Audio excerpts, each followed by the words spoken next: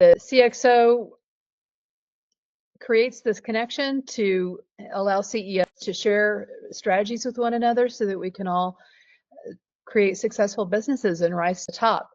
Dr. Sarah Kitonsa spoke to a group of CEOs on International Women's Day about the experiences of highly skilled immigrants seeking to bring their talents to the U.S. This is the focus of her dissertation and the reason why we call her doctor. So I'm going to kick it off to Sarah to let us know what inspired you to undertake this research. Hi, Donna. Thank you so much for having me on this show. It's such an honor. So what motivated me to do this research was really personal. The experiences that I went through as a dependent migrant wife. 20 years ago, I followed my husband as he was taking on a job at the international head office of his company. He had 3 children. It was a great opportunity for my husband, and I was eager to support him. But after several years, I noticed that I was struggling in my career, establishing my career. And although I had 10 years of experiences as a human rights lawyer from Uganda, and I had international travel experience and many other things, I hit hurdles in my path. And so I wondered, why did that happen? And could this be something that happens to other people? So that's what led me to undertake the research with Building Graduate University. We did examine the experiences of other professional women, right? Can you give us a little bit of an overview of the main findings of your research? Yeah, glad to. So what I found is the way the women experienced their careers in the US was steeped in the experiences that they had before moving to the United States. And that could have been related to the reasons that caused their migration, the relationships they had with their careers back home, and the relationship they had with their countries of origin. But also, I think the biggest, especially for those who had families and family caregiving responsibilities, it was the challenges of balancing their identities as mothers and career women.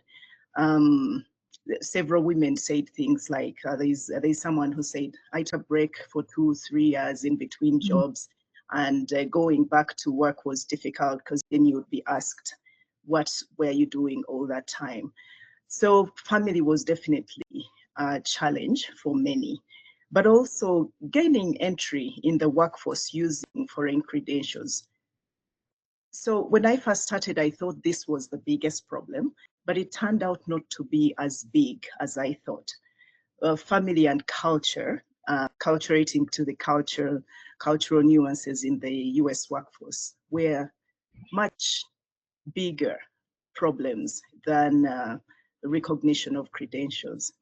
And so ultimately what I found is integrating in the US was a faith journey for most of the women. You know, the issue of the time gap, staying home to raise children, that's not very different from what most women experience here. But I am curious to know what you learned from your journey and these women's stories about bringing their skills here and having relevancy in the workforce. So I know that you had degrees in Uganda that you were not able to employ in the U.S. workforce. So what did you learn about yourself and your experiences from the research? Yeah, and I'm glad that you note that. So when I first started the research, I was like, well, already I know that childcare is a huge problem in the US, not just for immigrants. So then I was trying to understand what makes it hard for immigrant women, professional immigrant women, to navigate the world of work and the world of family. And this is what I found. The absence of social support services, or let me say social networks, was very big. Okay. Because they left their families back home. There's one of the women said, when you're back home, you have aunties, grandparents, even neighbors can watch your children as you go to work. But here, where you are the primary caregiver for your families, it becomes very hard to do that while continuing as a career individual. And this is what I learned about myself. So initially, as I was going through the problems, I thought maybe there's something wrong with me. I thought I was crazy, but I learned that I wasn't. You're just crazy as usual. Yeah, I thought I was. And listening to the women, I know that there's a loss that comes with losing your identity as a career person and having to pivot into almost a full-time caregiving role for family. There is a grieving that happens in that space, which people are not able to process, or they are not the services, they're no services to help migrants process that grief process, or even just to navigate. How do I reestablish myself? How do I pivot from what I was used to? Many of these women had lived in help back home. So then it felt like when you went to work, you could still feel like you're being a full-time mother and a full-time career woman. So that's one of the things I learned from the experiences. But I also came to appreciate the steps that I took along the way. They may not have culminated in the outcomes that I wanted, but it wasn't for lack of action. I did many of the things that I found in the literature or even in the experiences of the women. Many of the women did survival jobs, and the survival jobs were either to manage the balance as they realized they were taking on more responsibilities for their families. So they decided to do work that was beneath what they did as they waited for circumstances, their family circumstances to change. Okay, and, so survivor job means that something that pays but employs well below your skill level. That's correct. So you're doing something in between. For some people, it was intentional because they realized they couldn't do the full breadth of the kind of work they did before moving to the US. And so they figured once the kids grow, I'll do what I want to do. But right now, I need to manage my schedule around my children. So that's what survival work is. But there are people who took on work just because there were no other options. And along my own journey, there were those moments when I had to take work that was beneath what I thought I was worth. Right.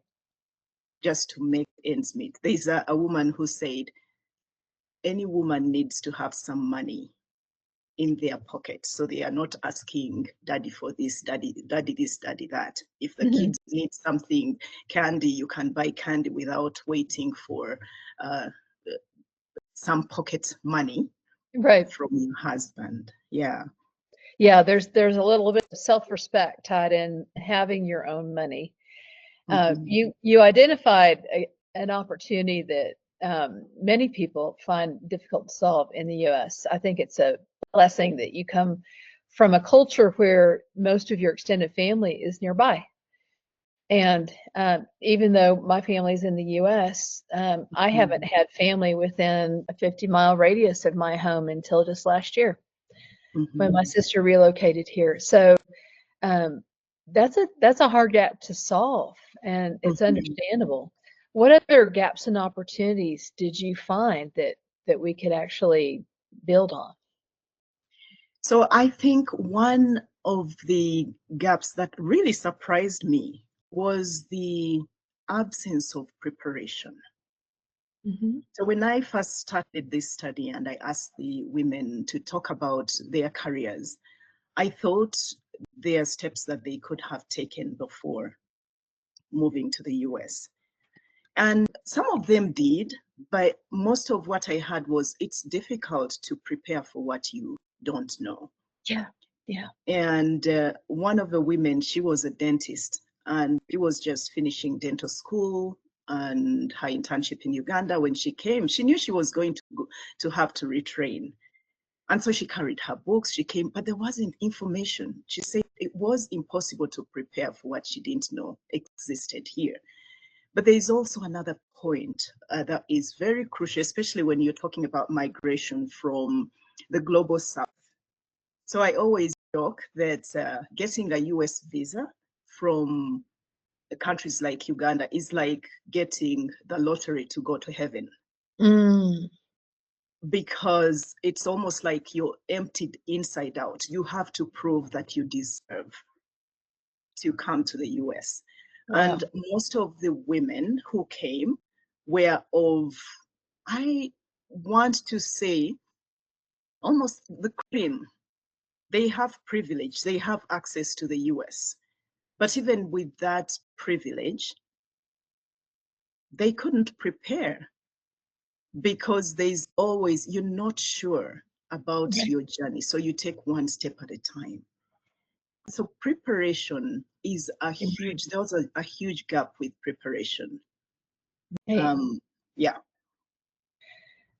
There were I- other, yes, please go ahead. Oh, I want to come back to the preparation part, but we can, I've noted to talk about that when we talk about what we can do next. From your findings, what separated the women who had positive career experiences here from those who did not? Oh, that's really a very good question. And yes, there was this silver lining of once you hit the barriers, what do you do? And I think at a minimum, what many women did, especially those who were struggling to balance family and career, was to redefine what success meant to them. Mhm. At that point, then, there is actually someone who said, success for me is accomplishing what you planned to do when you decided to come to the US. And for her, she said, when she came, her plan was to work and help her kids have a better life. So then at that point, she had to readjust her expectations for the big job, quote unquote, big job or big title that she had in her country of origin to where she could pivot to what could help her meet the needs of her family.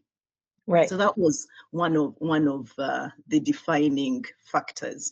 But the other is the ability to let go of the past and quickly adjust to the realities of the US. For instance, the same woman, I mean, she said, although she had a Bachelor of Commerce degree from India and she had a big job, when she came here, she had one of her uncles talk about coding as the future in the health industry. And so she latched onto that and decided to train in that field. It wasn't a degree, it wasn't a master's, it was a certification that helped her provide for her family. But also there was spousal support. It was a game changer for women who remained successful while also raising their families. Okay. Yeah. That makes sense.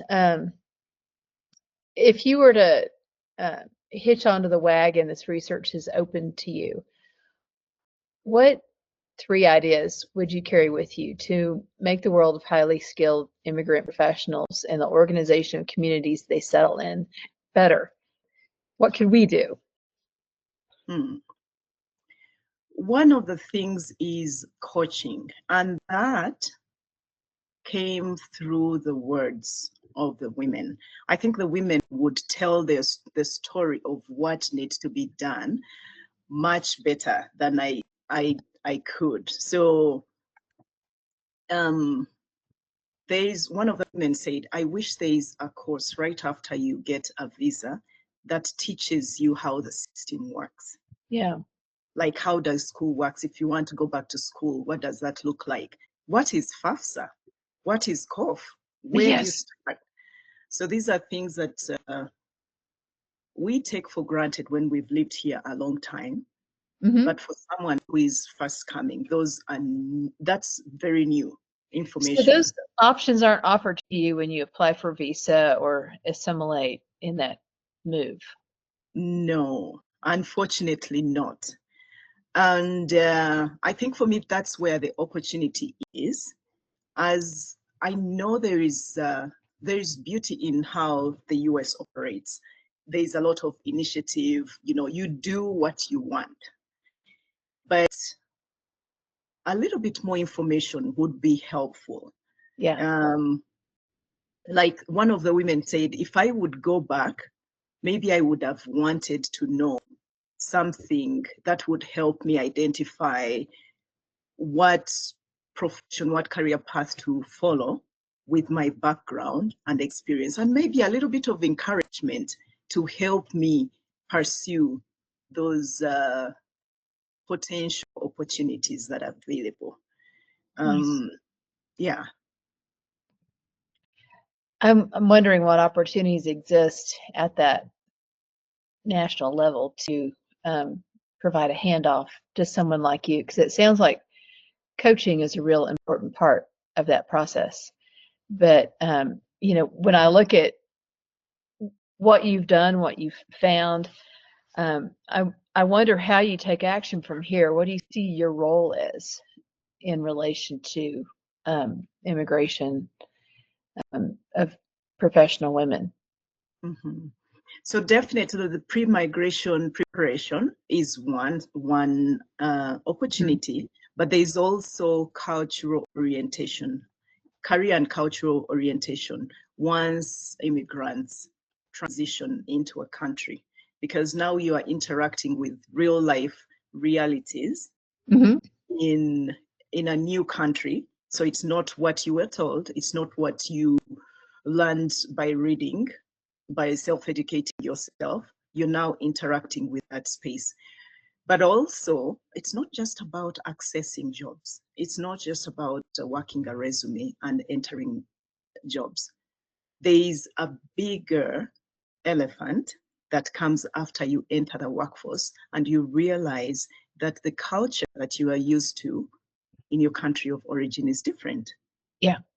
And things that you took for granted, like your language, your accent, are now at the forefront for making or breaking your career. Things that you didn't consider at all, like communication style, are now very important in how you navigate. So that there is an opportunity there, both for the migrants, but also for the employers. Right. How would you advise employers with regard to integrating somebody with an accent, preparing their team to, Mhm. work harmoniously with the immigrant? That's a hard one, but I think for me it starts with the willingness to approach another person from a different background with curiosity. Yeah. I know that most of the times when we encounter something that is different, our alarm bells go off, internal alarm bells, and you wonder how to deal with someone who is different than you. The first step is to approach the person with curiosity and not judgment, Right. and to find out about the person and the context. It may seem like I'm asking for too much, but I think that's the basic step that would help to understand the perspective and the context that comes with this person's accent. There's a whole cultural background with that. What But are some also, good, oh, yes. I'm curious, what are some good questions to ask if I wanted to inquire about your cultural backdrop in a particular situation? Let's say we're on a working team together Mhm. and your perspective differs with mine. How can I help to train my brain to understand, or what are some good questions that I can ask to further understand your perspective? I'm not sure I can give straight out questions, because it would it would seem like it's very straight-jacketed. But I Yeah, think it's just the interest in knowing someone. It's the conversations that you have over lunch. It's right. allowing yourself to cross into my personal space and me letting you in. It's Right. you allowing me to experience your space that will help have those conversations. So Right. So you're I, not necessarily talking about just a work context, but mm, understanding each individual as a member of the team, as an individual human, because where you come from, you're used to a much closer family-like relationship with your coworkers, right? that's correct. And that was something that many of the women lamented and said, it's very hard to make deep friendships at work in the US because there is a tendency to separate work. When you're at work, you're at work. Right. And then when you're at home, you're at home. And what they were used to is almost a seamless transition. I don't even know how to say that. And Yeah. yeah, An like one of integration. the women said, when I leave my home to go to work back in Ethiopia, it's like I'm moving to my second home. Mm, So you carry the relationships back and forth, you share life together, and yeah. that helps you understand each other better. And in our experience, there are people who helped us. My husband worked with a company that was family or relationship oriented. Right. So they took us to Thanksgiving. So then we understood why Thanksgiving, because you can't assume that everyone has access to the information of why we celebrate certain things. Hmm. That Yeah. makes sense. We have to rethink some of the holidays that we take for granted and takes a little bit of time to introduce why and why Mm-hmm. it's important, who it's important to, who to honor on that holiday. Yeah. This is good And to including things, simple things that you take for granted. I mean, the things that I had, like someone said, I didn't have to drive when I was back home. Either they had a driver or they had a good public transport system. yeah. So learning how to drive at 40 years on I-25 That can be so daunting. So things you sounds take for stressful. granted. Yeah. Mm-hmm. Yeah. What a gift to grow up taking public transportation and not needing to drive a car. I kind of wish I could go back to the bicycle, but it's hard to find that here. Yeah. So your role is really to provide that pre-migration prep to help people be ready to understand what's going to be involved in making that transition, what's involved in understanding your cultural orientation. How are you planning to do that? What's your next step? So there are several things that I'm working on right now. One of the vehicles that I'm hoping to use is to be the the connector for cultural mentors. Nice. Back to the question that you asked about the opportunities. I mean, several of the women lamented not having someone to talk to them. Someone said, if you have a buddy, someone who is willing to tell you there is a landmine, where a cultural landmine that you are, skirting around and helping you to avoid that, that would be helpful. So it's just someone who would be willing to give of your cultural knowledge of the US in order to understand someone else's cultural knowledge and help them adjust to where they can be productive and a valued member of the community.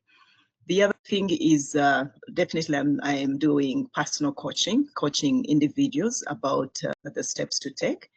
And I'm hoping also to be that person who comes in almost, I know that UK, I think it's a sitcom, the nanny or something, just coming Uh-huh. in and helping, because I think I would have appreciated a person, someone, an individual who understood my background and understood the US, helping me navigate some of the cultural challenges that I had in some of the places I worked with. So I'm hoping to be that person for companies who are willing to work with immigrant professionals and to help them mediate and navigate some of the workplace issues that are born out of cultural differences. Nice. So how do people get connected with you? I shared a link in the chat.